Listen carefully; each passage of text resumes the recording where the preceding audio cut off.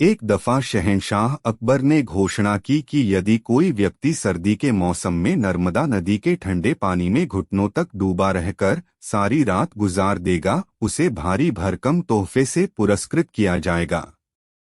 एक गरीब धोबी ने अपनी गरीबी दूर करने की खातिर हिम्मत की और सारी रात नदी में घुटने पानी में ठिठुरते बिताई और जहांपनाह से अपना इनाम लेने पहुंचा। बादशाह अकबर ने उससे पूछा, तुम कैसे सारी रात बिना सोए खड़े खड़े ही नदी में रात बिताए? तुम्हारे पास क्या सबूत है? धोबी ने उत्तर दिया, जहांपनाह, मैं सारी रात नदी छोर के महल के कमरे में जल रहे दीपक को देखता रहा और इस तरह जागते हुए सारी रात नदी के शीतल जल में गुजारी। बादशाह ने क्रोधित होकर कहा, तो इसका मतलब यह हुआ कि तुम महल के दिए की गर्मी लेकर सारी रात पानी में खड़े रहे और इनाम चाहते हो। सिपाहियों, इसे जेल में बंद कर दो।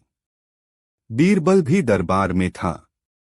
उसे यह देख बुरा लगा कि बादशाह नाहक ही उस गरीब पर जुल्म कर रहे हैं। बीरबल दूसरे दिन दरबार में हाजिर नहीं हुआ, जबकि उस दिन दरबार की एक आवश्यक बैठक थी। बादशाह ने एक खादिम को बीरबल को बुलाने भेजा। खादिम ने लौटकर जवाब दिया, बीरबल खिचड़ी पका रहे हैं और वह खिचड़ी पकते ही उसे खाकर आएंगे। जब बीरबल बहुत देर बाद भी नहीं आए तो बादशाह को बीरबल की चाल में कुछ संदेह नजर आया। वे खुद तफ्तीश करने पहुंचे।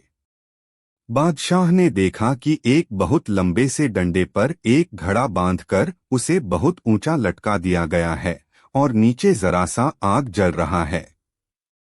पास में बीरबल आराम से खटिए पर लेटे हुए हैं। बादशाह ने तमक्कर पूछा, यह क्या तमाशा है? क्या ऐसी भी खिचड़ी पकती है?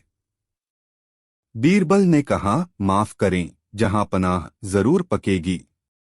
वैसी ही पकेगी जैसी कि धोबी को महल के दिए की गर्मी मिली थी। बादशाह को बात समझ में आ गई।